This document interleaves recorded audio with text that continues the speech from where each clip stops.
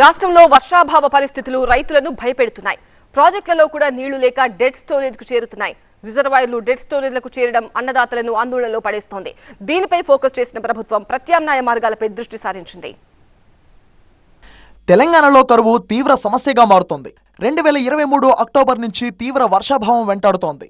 సాధారణంగా కురవాల్సిన వర్షంతో పోలిస్తే 56.7% లోటు ఉండడంతో రైతుల్లో ఆందోళన మొదలైంది.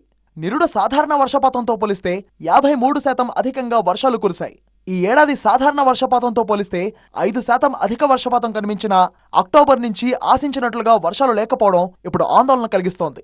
2023 అక్టోబర్ నుంచి 2024 మార్చి నెలాఖరు వరకు సాధారణంగా 136.6 మిల్లీమీటర్ల వర్షపాతం నమోదు కావాల్సి ఉండగా 59.2 మిల్లీమీటర్ల వర్షపాతం మాత్రమే రికార్డయింది. అన్ని రిజర్వాయర్స్ లో నీటి మట్టం గణనీయంగా తగ్గుముఖం పట్టింది.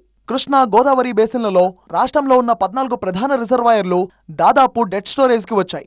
వర్షాలు లేకపోవడంతో భూగర్భ జలాల మట్టం కూడా అడుగంటింది.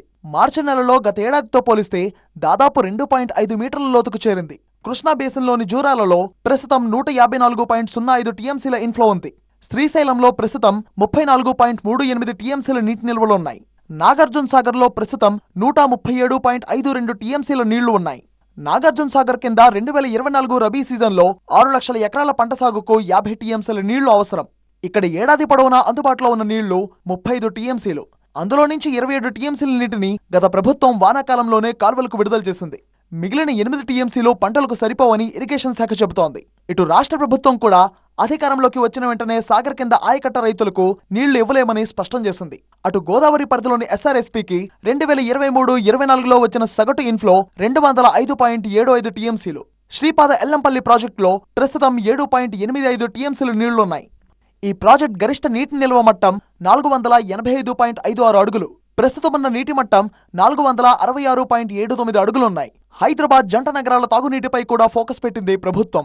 ప్రస్తుతానికి హైదరాబాద్ కు తాగునీటిని సరఫరా చేసే ఉస్మాన్ సాగర్, హిమాయత్ సాగర్, సింగూరు, మంజీరా, అక్కంపల్లి మొత్తం 5 రిజర్వాయర్లలో కలిపి 25.38 టీఎంసీల నీళ్లున్నాయి. ఈ 5 రిజర్వాయర్ల ఫుల్ ట్యాంక్ సామర్థ్యం 39.783 టీఎంసీలు.